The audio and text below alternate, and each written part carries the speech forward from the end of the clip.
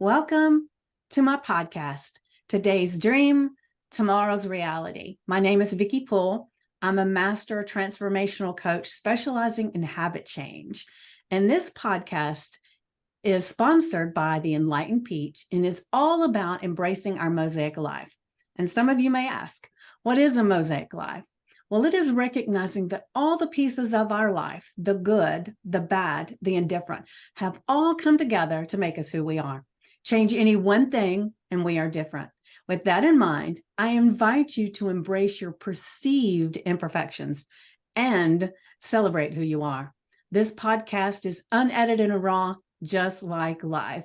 I am your host, and I have a special guest with me today, Ryan Montis, and I'll let him introduce himself in just a moment. But if you have any ahas or questions, please leave a comment or a voice message. And remember to like, subscribe, share. So now let's get started. All right, Ryan, you want to go ahead and let us know who you are? Yeah, thank you, Vickie, and thank you for having me on your show. Hi, everybody. My name is Ryan Montis. I live in Canada. I'm heavily involved in the coaching industry. So most of what I do is in support of coaches, NLP practitioners, and particularly hypnotherapists. Most of the people in my world are hypnotherapists, in addition to other skill sets. And so I support them with skills training, with business training, and most recently, a shift towards social media marketing and content marketing and client attraction training. So I have a membership that people can be a part of that includes coaching and fun meetings and training and all kinds of good stuff. In terms of my background, like I said, I'm Canadian. I used to be a Canadian soldier. Before that, I was a private investigator operating in both Ontario and Quebec, and I've had a long time passion for both personal development and travel. And so I guess there's my intro. All right, wonderful. Well, I will let everybody know the way I know Ryan is I had become a health and a life coach, and I was looking for something to give it just a little more punch. And I was toying with the idea of hypnosis because I had had hypnosis before and it had been very helpful in my life. And I don't even know, maybe there was an ad that popped up or something, but you were actually the first person I took hypnosis certifications with. And it was amazing. And that just opened so many doors for me. And I am I am actually part of your membership thing now, and getting so much education, and not only education, because that's the thing, we can learn and learn and learn, and if we don't implement things, it's a waste, right? But what I love about what you're doing is that you've got everything clear cut down, you've got calls to action, you've got all these things, and that was great in itself. And then you decided to add in the public speaking part, and it was like, oh, I'm upgrading to the next level because I want that, Yeah. So you have been very instrumental in my life for a bit of time now with getting me started with hypnosis. And one of the things I will share with everybody that I love about you is that your memberships are not astronomical in price, but they're astronomical in material and information. And when I have had an issue or a question about something, I just pop in a message to you and you get back to me pretty quickly. And every time you do that, I think, damn, how has he got enough time to make all of this work and do all these things? Because it's a level of support that some people don't give you when you put it in a high dollar, And so I just want to commend you with how well you facilitate this whole thing and just help in such a personal way that it's just so appreciated. And I wanted to make sure, I had you on here, that I told you that because I do so appreciate your level of support. Well, thank you very much, Vickie. I very much appreciate that.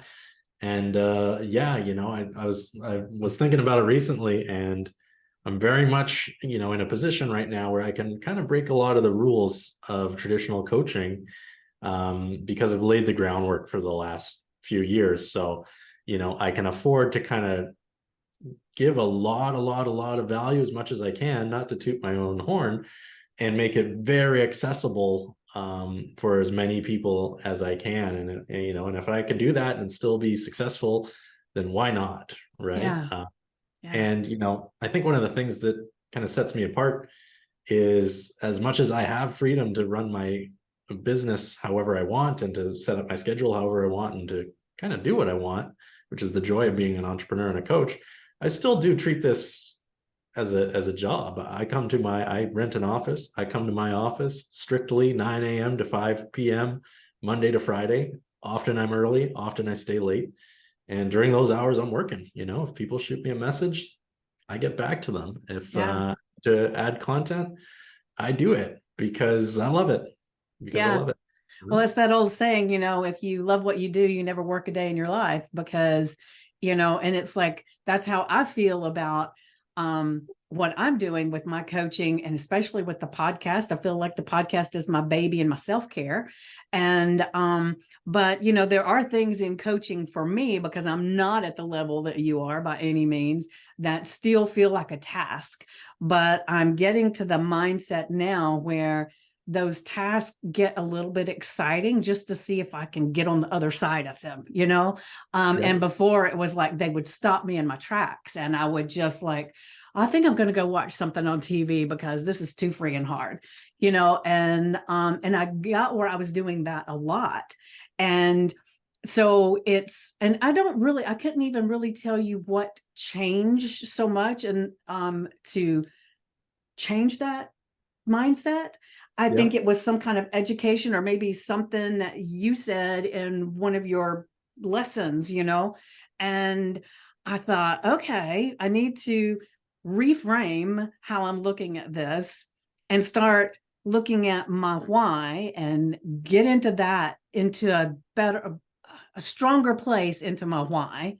Yeah. And then when something does get a little difficult, I can push past it and celebrate that. So it's definitely been a journey for that with my business and everything, because I love coaching.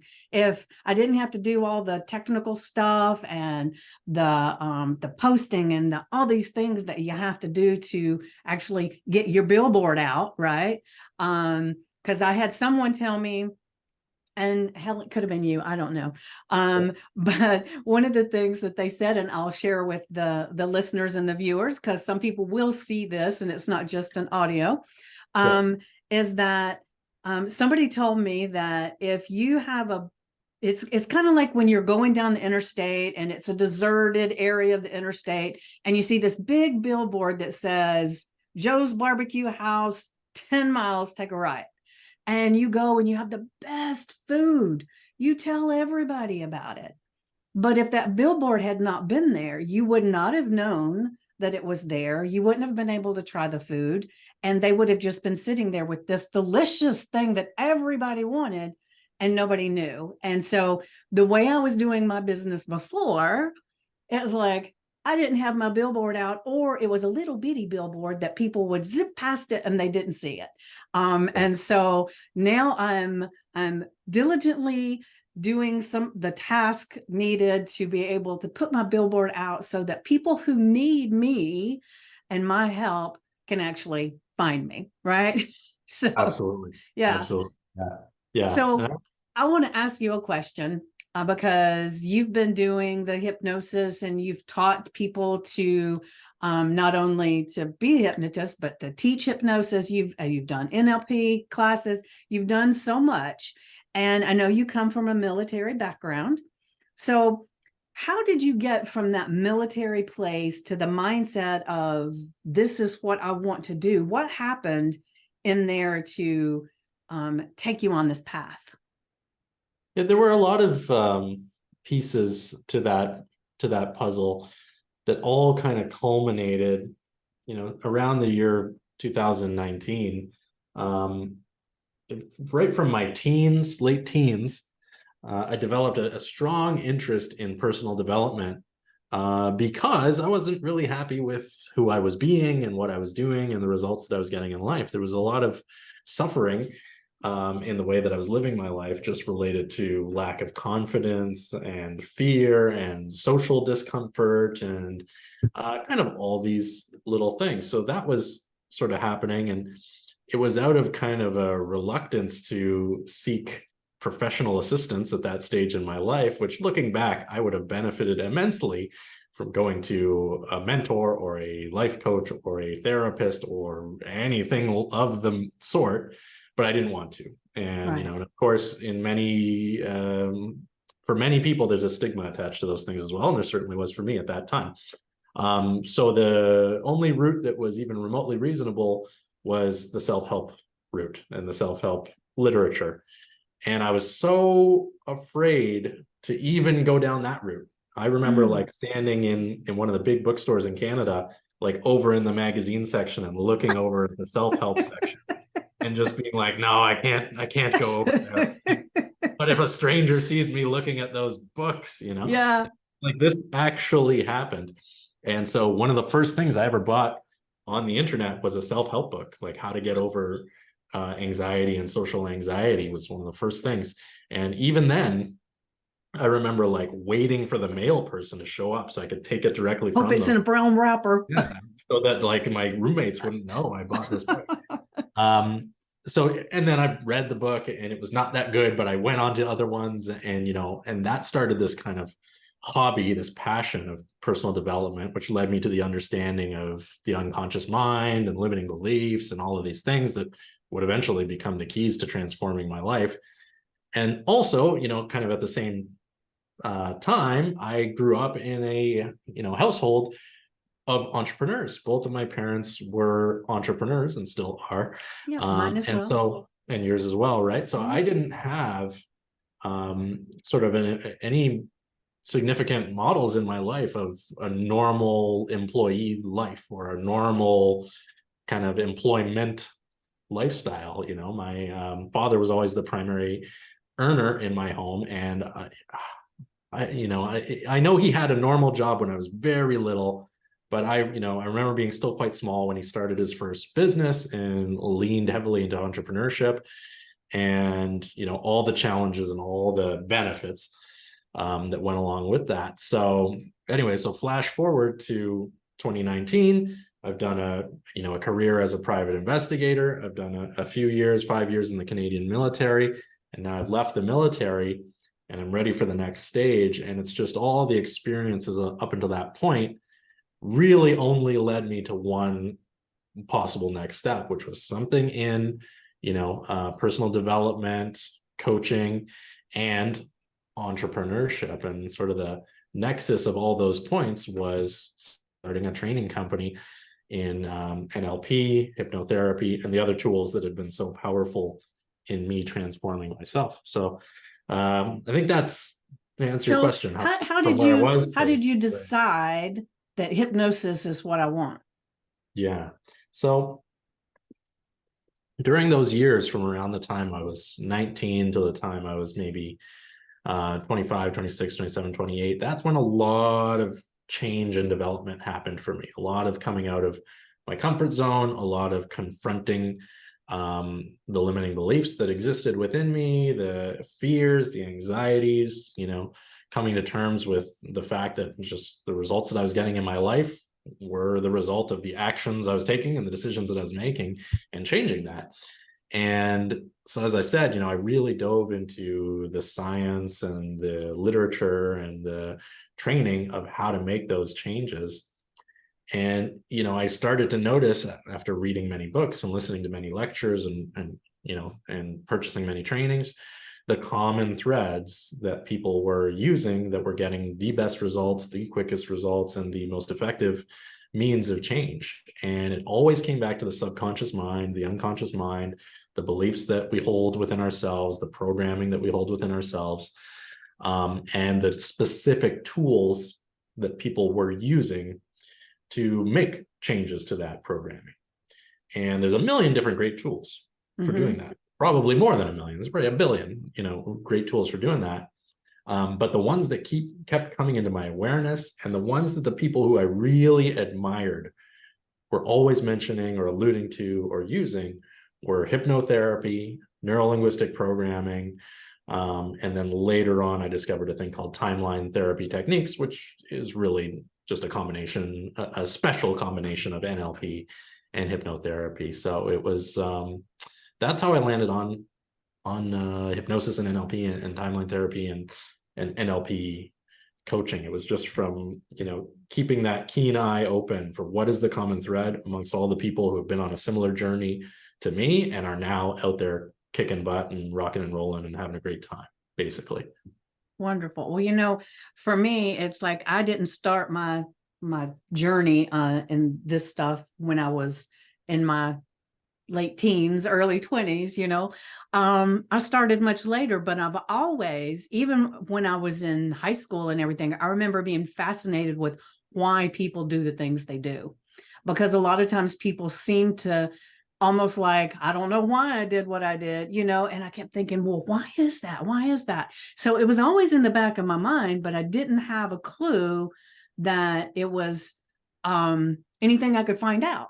You know what I mean? It was like, well, that's just something to ponder on. And, I don't remember the first time I actually got my first self-help book, to be honest with you, but maybe it's because it's been such a long time.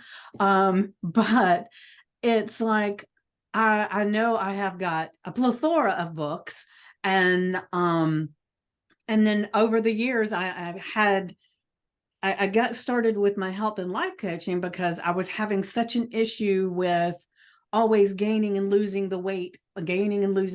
And I was so sick and tired of doing this thing over and over and over again. I kept thinking there's got to be an answer. Why am I still doing this? And so that's when I decided I was going to become a health coach, because I thought if I become a health coach, it'll change my life. And if I never use it for anybody else, that's okay. And it was quite expensive for me at the time. And I thought if I put all this money into it and I do that, then I will definitely finish it. And it was so life-changing for me to do that. Then I started, well, what's the next step? What's the next step? What's the next step? And one of the things that I tell people all the time is that you don't ever get to a place where it's like, I'm done. You get to a place where it's, wow, what else can I learn to facilitate this? How can I help people do things quicker? How can I help people to do things in a different way? And it just becomes with your program thing, it's like you keep adding different things to it that just kind of like draw you in, because it's like, I got to know that. And so I want to real quick, because I know one of the reasons that you are doing the part that you just added that I love. We've only had one intro session and I'm in love with it already. Is the public speaking part. And I know you had said that you were part of Toastmasters, and you were you were doing a lot of things with Toastmasters. And can you kind of touch a little bit on that? Because to me, that's fascinating too. Yeah, absolutely. So, and I'm glad you enjoyed the first session. I did. I can't wait for the next one. I thought every 2 weeks, damn it. No, it's going to be every week. It's going to be Is every it? week. Well, my count, I'll have to look at my calendar again, because I swore it was every 2 weeks. And I thought, damn, I want this every week. So now I'll go back. I feel better now. There you go. Perfect. Yeah, so the Toastmasters was an important chapter in my life, and Toastmasters, for those that are not aware, is a brilliant and wonderful not-for-profit public speaking organization that is organized into clubs, or you might call them chapters, all around the world. They're in over 100 different countries, I believe. And it's just small groups of, very friendly and supportive people that get together and go through a process to improve their ability to speak and communicate. And there's leadership elements. And so I was involved in that in some capacity or another for several years. And it was sort of during a time in my life where I was just binging as many personal development and growth processes and opportunities as I possibly could. So amongst being a member and eventually an executive in the Toastmasters organization, I was doing improv, training at various theater companies. I wanted to do that too, believe it or not. It's a lot of fun. It's a lot of Yeah, fun. I yeah, recommend anybody who wants to yeah. try it, because you'll probably enjoy it. So did the improv. I did training in stand-up comedy, and I did a little bit of stand-up comedy, all kinds of different things to, force myself out of my comfort zone and force myself to develop these new skills. And, almost always not knowing exactly what the end result was going to be of doing that. But Toastmasters was one of the most significant ones because it really gave me my voice. It really gave me full and unfettered access to my innate ability to communicate. And what I tell people now is that when you get better at communicating, you get better at public speaking, you get better at sharing your message, and you look back, it's not really as if like you installed something that wasn't there before. It's more like you took away the filters, the self-imposed filters, the fears, the hesitation. We tend to stifle ourselves when it comes to communicating with other people. And we know that to be the case because sometimes most people have this experience where you're with your best buddy or you're with somebody you feel very comfortable with. You can talk all day, every day, endlessly, express yourself, about things things you don't know, whatever. All of a sudden you're in front of a stranger or a couple of strangers, and you no longer have access to that That's information. right. Right? The filter is up, the block is up. And so because of that, because of how transformational and powerful that experience was for me, and I did have the opportunity to go into that club as somebody who was really not good at public speaking and very fearful about it. And within a few months, that I was doing much better, and I was able to speak in front of groups. And, I found that people found me quite naturally funny and charismatic in my speaking, which was really nice.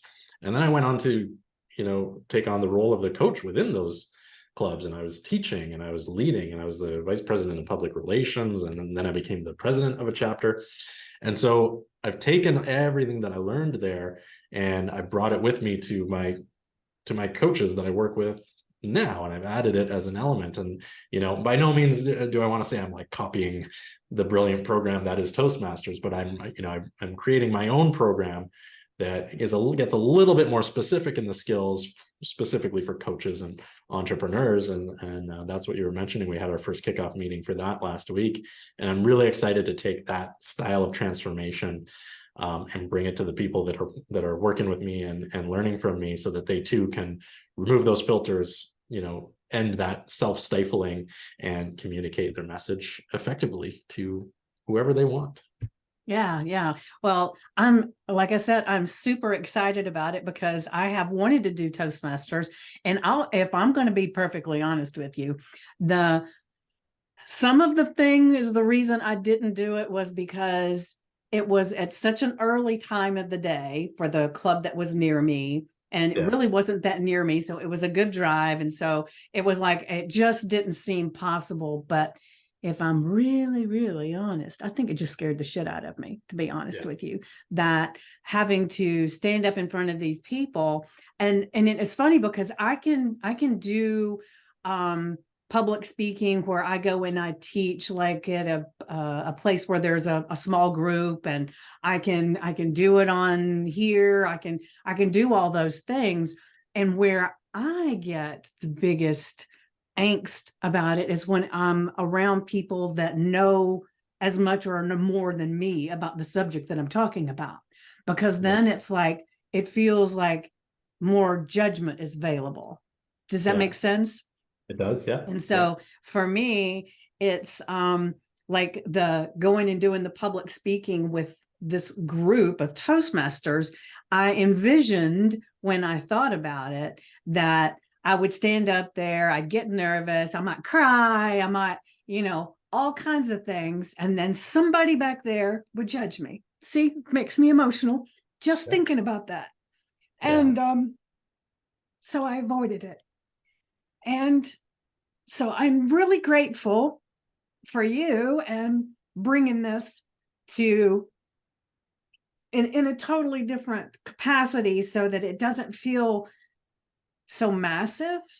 And I will tell you that I my goal with your program is to not only learn as much as possible, but I want to get into a leadership role, because you talked a little bit about that. And I thought, oh, that feels so good.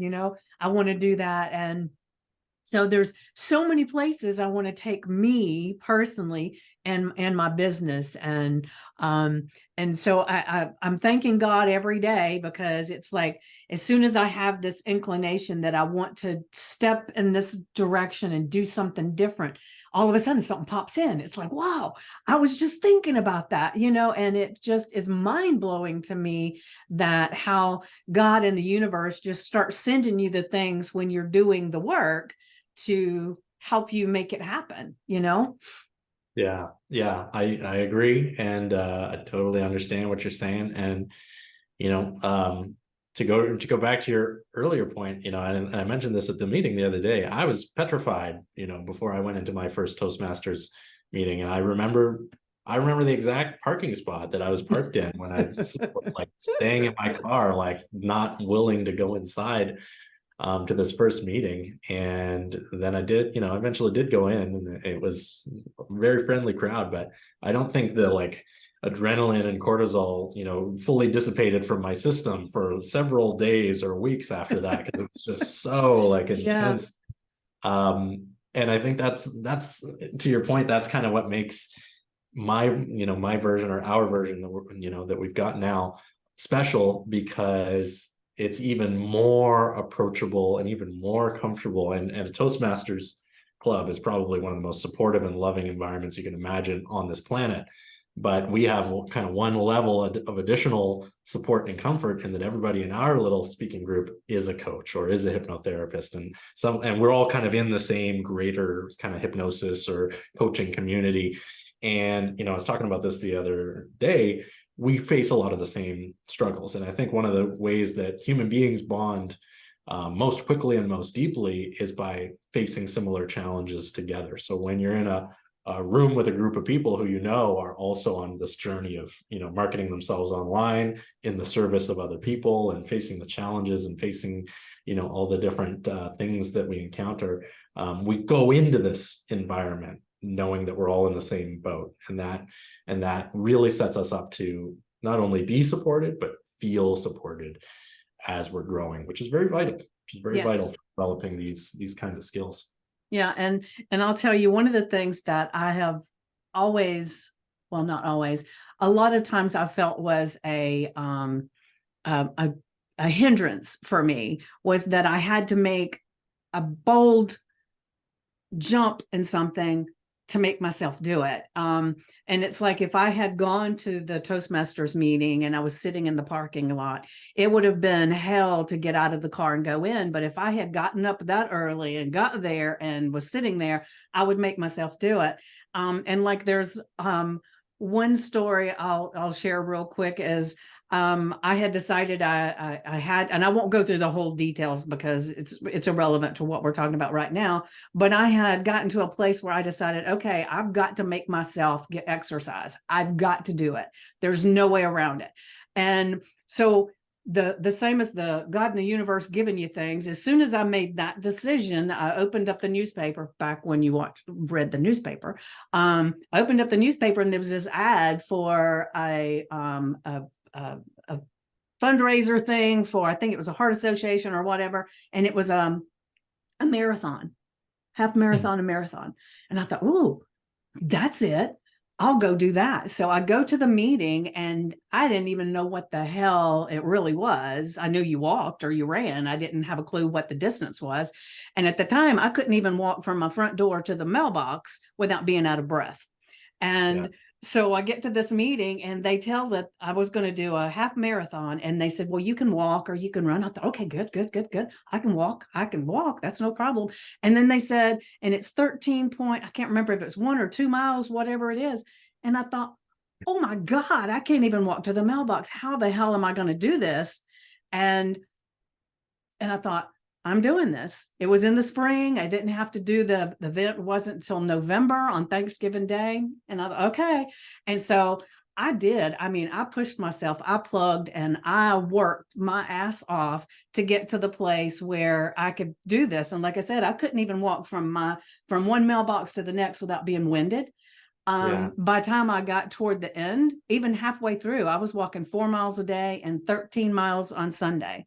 And just to train. And so I lost tons of weight during the process, didn't change my eating at all, which was the biggest problem when the thing was over. But I did it and I made it. I did it, walked it in 4 hours and felt like I had climbed Mount Everest when I got done. But that's the place most of the time I have to put myself in to move something, right? And that's why I said I had to get into, for my business, I had to get into my why deeper so that I had something that was pushing me besides an event. And so it's amazing how for a long time I thought that was a hindrance, that was the only way I could make myself do it. But now that I've learned a lot, it's like it's not a hindrance, it's a gift. Because a lot of people can't push themselves through, even if they have something like that. They give up or they don't do it, because it wasn't easy. And I was doing it by myself because I worked on Saturdays and that's when they did all their group training, right? So I had to do it all on my own. But now I can see it as a gift that I have, that I can find something deep inside to move me. And so when you look at your life and all the different things that you've done and what's changed about your life and everything, what do you feel like? And I know you've talked about some of the stuff, but is there something so deep inside that sometimes it'll bring you to tears to think, oh my God, I can't believe that I used to think that was something that was wrong with me, but now, oh my gosh, I know it was a gift. Ooh, it used to be something I thought was wrong. I mean, I'm probably at the point now where I'm taking a lot of those things for granted, and they've just become like, because I think there's an arc there where, you have these challenges that you face and they're either internal or external and they seem like a burden. And then you work your way through them, and then you have this realization, well, I wouldn't be where I am today if it wasn't for all those hardships or those challenges. And then eventually you just, kind of life goes on. So I bet if I thought about it for a few minutes, there would be plenty. And I mean, just, a very obvious one would be, some pretty severe anxiety when I was a young man, social anxiety, general anxiety, um, uh, relationship anxiety, all those things. And if I didn't have to address those and escape them, I may not have gone down this personal development road, and I may not be in this business that I am today that gives me a level of freedom and joy that most people, unfortunately don't get to experience. So that would be a huge one, right? Like now that I think about it and you pose this question, things were tough for me. There were times in my life where things were very, very, very tough. And but if they hadn't been and they hadn't led me down the path that I went down, I wouldn't be celebrating the things that I'm celebrating today. So that's a big one. And just that, and then, the public speaking and just being seen and being heard as well, having to start from a point of disadvantage compared to an average person. Like I wasn't just like afraid of public speaking, when I was a younger person, it was like extreme, right? Yeah. And so having to work my way through that now has set me up to be effective at helping other people to work their way through that. So I think the list might go on, but there's a couple of them for you. Well, I know anxiety can be really, really devastating. And I don't think my daughter suffers with it as much now as she did. But I remember one time with her, we went, we were in Denver and we were going to go to this little shopping area and get out and go look around. Right. And when we got there was a lot of people around and stuff and everything. And all of a sudden she almost started hyperventilating. And she said, I can't get out of the car. I can't do this. And I said, well, let's get out, because I didn't suffer from anxiety from just normal situations. Now you put me in certain situations, I could be very anxious, but to me, those were normal situations. And so it wasn't something that I experienced. So I said, well, let's just get out. You'll be fine. She said, no, I can't do it. And so at the beginning I was like, damn it, we drove all this way over here. We're, and I wasn't being very supportive. I didn't say those things, but they were going through my mind. Yeah. And then I looked at her face and I could see, I mean, the anxiety in her face, and she was sweating and she was almost shaking. And I said, okay, let's just go back. And, so I've seen the how anxiety just really can, hold you back from doing things that, other people just take totally for granted. So I can appreciate that you had a level of anxiety that kind of held you back in life, and that you were able to overcome that and make it a gift that you had to push you into a different arena, so to speak. And so it's one of the things I love about my podcast is that I have not talked to one solitary person that didn't have something that just kind of pushed them from where they were to this whole new life, that they wouldn't change anything about that life because it helped them to propel to this one. And so it's always fascinating to me. Like I said, I've always been curious about why people do the things that they do. And so I think that's why I enjoy doing this so much.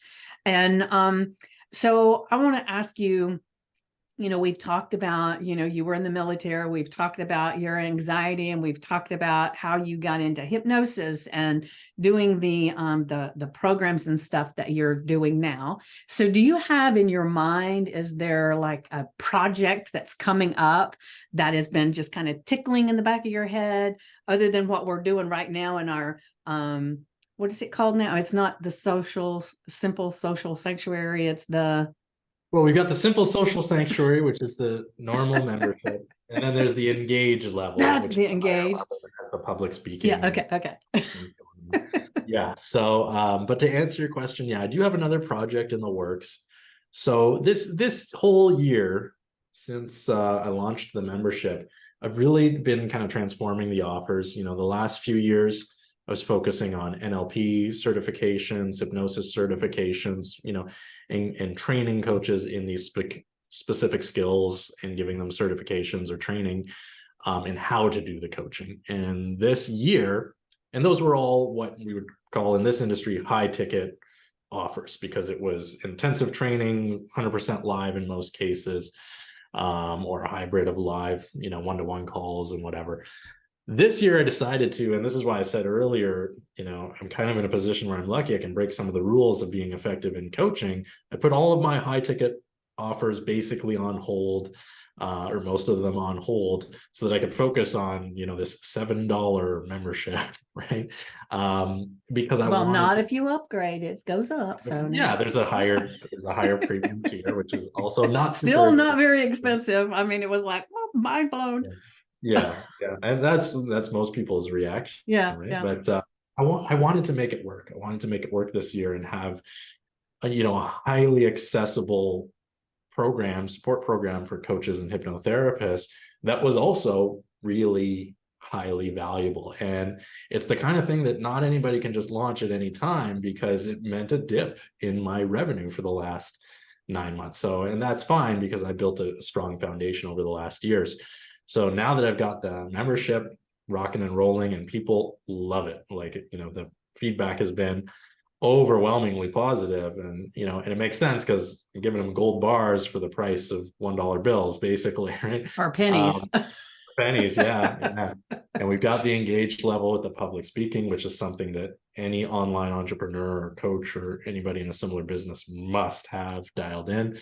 So the next thing to answer your question is I'm the idea of a pilot project, a beta program, is rolling around in my head, because I always want to give the people what they want, and for those of you in business, give the people what they want is pretty good advice when it comes to making offers. And so I've had a lot of people say, well, we love the membership, we love the engage level, but we want more and more intensive support, and maybe more specific support. And so I'm just right now finalizing the details for a beta program for a 12-week social media and content and business coaching for people that want to work kind of intensively and do a sprint and get a whole bunch of things dialed in their business and install some, good, powerful systems for connecting with their clients. And so I've got a meeting with actually the first person who might enroll tomorrow.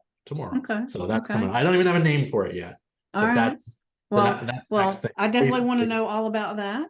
you definitely want to know all about that. Yes, Yeah. yes. And I will ask, so thinking about this program, because you've done enough that you know a little bit about it. So is it something where it takes off where what we're studying now in your portal? Is it take from the end of that, so it's like you're progressing from that, or is it kind of from the beginning of that, so people, instead of doing this monthly thing, would get this blast of that stuff? Yeah. So the difference would be, and this is something that I've really come I'm sure to. this is something I'll know on the call, but I'm just going Yeah, to go ahead and put it out there. yeah, put it out there. I mean, this is good. Your question directly speaks to, sort of offer creation of value tiers, which is relevant. If anybody's listening to this who is a coach or an entrepreneur, this is relevant for everyone. Because the information, like when you're an expert in something, you're a coach in something, the information that you're putting out there doesn't really change depending on the value level, right? Like the principles at my $7 program are pretty much the same as the principles at my, $50 a month program. And the overarching principles are going to be the same in this more intensive, beta program. What's different is going to be the level of attention and implementation, right? So it's not like, in the beta program, it's going to be radically different ideas for what I'm giving away in my membership program. It's going to be kind of the same ideas, except I'm going to be holding the hand of the people in the program. And it's more of a, let's do this together rather than in a group membership, which is very powerful. The members are, they do on their own, and then they can come with their challenges to sort of their wider group coaching calls, right? So it's mainly a difference in implementation, in intensity, and in access to me specifically. And of course there's going to be some systems that just don't make sense to teach in the lower tier membership because they're too time intensive. So those will be introduced in this beta program. That's what I was looking for, because I'm thinking, if you've been in the social sanctuary for a while and you've been going through the stuff, you've been implementing a lot of this stuff and bringing it up in the group and that kind of thing. And like I said, you are so good. If there's a problem or an issue that I can't figure out, I can pop you a little question and you get back with me. And I know what you're talking about is a totally different level. And so the thing I was curious about is, if I've already implemented a bunch of that stuff, do you just kind of look at the stuff I've already done and say, okay, you've done that stuff, let's start here? It's going to be a little bit of that. It's going to be, a little bit of looking at, the people who are in the beta group, what do they got going on right now? And how can we dial it in better and, make it easier for them, or basically increase their results without increasing their energy expenditure. That's really important. That's the value of kind of like a higher tier program, right? Yeah. But then also, to give you like a specific example, one thing that we don't have time and that doesn't really make sense to get too deep into in the wider group membership is like how to run a strategy call or how to run a discovery call where you're in a sales role, you got a potential client in front of you, and you need to guide them through a process where they both are acutely aware of what's going on in their life, what your service is, and if it's a good choice for them. Because that's something that if we don't handle well, we don't make sales, and then the client doesn't get the transformation that might transform their life. And that's one of those skills that it makes sense to learn. Do more one-on-one, a small group or a one-on-one where we can go through like with your specific niche, and you can even bring back, recordings of calls you've done. Oh, that sounds good. Construct them, that kind of thing. So that's just one example of like, something that I can teach it in a group membership, at a lower price point, but I can't like hold your hand while you implement it. That's a big thing. But in this, in a 12-week limited container where we only have a certain number of people in there, and we have specific time allotted for that, those kind of skills we can dive into more. Ah, that sounds perfect. Perfect. So I need to schedule one of those calls with you. Absolutely. Absolutely. Of course. I'll be doing that when we get off here. Sounds good. That sounds good. Yeah, Love to because talk I'm to you. excited about not that you had anxiety, but I'm excited that the anxiety led you to this place, and that you are here to help so many of us that and I'm only speaking for myself, that feel like they flounder a lot of times because they just don't know how to do certain things. And I'll just share a little quick story that helps me to explain to somebody what somebody like you does. And this may sound like it has nothing to do with anything, but I've shared this story before and it means a lot. Okay. I'll just preface with that. I moved into a new house, and I had a lawnmower that I'd only had for a year, but it hadn't been used because I had somebody that did my yard. So it'd been sitting for a bit. And when I went to crank it up, the first time I needed to cut my grass, it wouldn't work. And it was like, damn it, I don't know what to do. So I didn't have anybody that I could call, and I didn't have a car that I could put it in the car to get it anywhere. So I started my Google search, and I put in about the lawnmower, and I finally came up with a bunch of videos and found out that it was the spark plug. Well, now this is a new lawnmower. I go look at it and I don't even see a damn spark plug. So then I have to go back to more videos to show me where the spark plug is. So I find one of those, and then the guy would show you, open in this case, there's the spark plug, and then he would show it holding it in his hand. So I think, okay, great. So then I go to the lawnmower. I don't know how to get the damn thing out of the lawnmower and in my hand. I twisted it. I did I couldn't figure it out. So I had to go and I watched more videos, more. Nobody showed you. They all took for granted that you knew how to get the damn spark plug out. So I end up going to my neighbor, and he comes over and he says, and I remember I was new here, so I didn't even know him. And he says, well, you need a special tool to get it out of the lawnmower. He said, it should have come with the lawnmower. I said, well, I've had the lawnmower for over a year. I don't have a clue where this tool is. So I had to write down all the information, go to Home Depot. They had to help me. I got the tool, got back, took it out, and I was fine. But the thing that people like you do is you not only show you where it's at and how it looks at the end, but you show the damn process of taking it out of the lawnmower and into your hand. And to me, that's an amazing skill, because like I said, when I looked at videos about this lawnmower, there was not one video, not one of these men showing this, because they all knew how to take it out. Yeah. And I didn't. And so it was like, from that point, I wanted to go in and say, okay, here, anybody that's looking at this lawnmower, this is how you take it out. But I thought, well, that's a waste of my time. Let them figure it out. But I know that sounds like it's a long story to say something so simple, but it is a gift to be able to take people into the little incremental steps that they need to make to create something. Yeah. Yeah. No, that's a wonderful metaphor. I love that story. That's great. Okay. I always feel silly when I start it, because I think people are thinking, what the hell is that got to do with a lawnmower?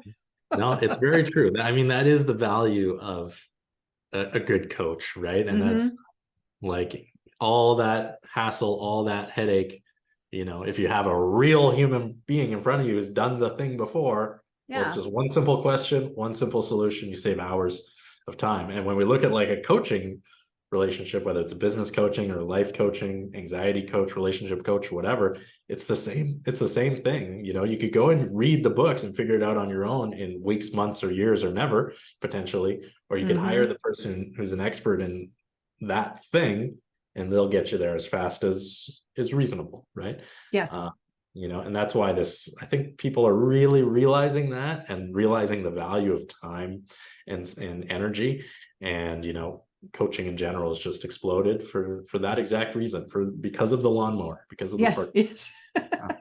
And I will say, the older I get, the more I realize how valuable time is. And it's not like it's not valuable when you're young, because my children's father passed away from a massive heart attack, and he was 43. Is that right? Yeah, I think 43. And so his life ended then. So he didn't even have those years from 43 to where I'm at now. And so it is such a valuable thing to make sure you're utilizing your time for things that give you joy and make you feel like life is better.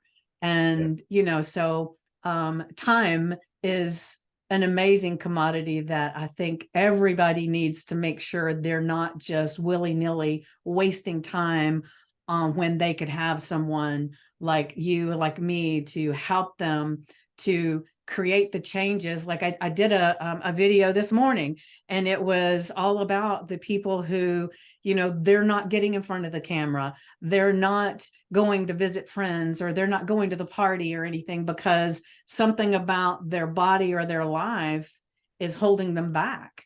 And, and it's time to start living. It's time to start, not letting those things get in the way. If there's something that you want to change in your life, find a way to make it happen and get help to make it happen, but don't just stop living. And that's what I think a lot of people end up doing. And so I guess we're kind of close on time. So and I want to be respectful of your time. And so just really quick, do you have any last tidbit of advice that you would give anybody that's watching or listening? Yeah, I mean, I think I just want to echo what you just said. I think that was brilliant advice. Life, for better or worse, is short, and you have no way of knowing how short or how long it'll be. So commit to doing things, to improve your life, serve others around you if you can, and make being happy a priority. The quality of your life is determined by how you set your priorities, everybody. So set good ones, right? Yes. Ask yourself, well, what's really important to you. Yeah, definitely. And that comes to my last bit of advice that I've started putting on each one of my podcasts. And it's just this: the best way to predict the future is create it. So what are you creating?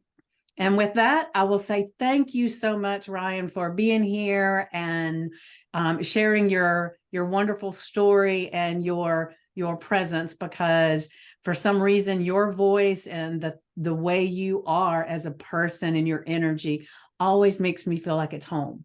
So thank you for that.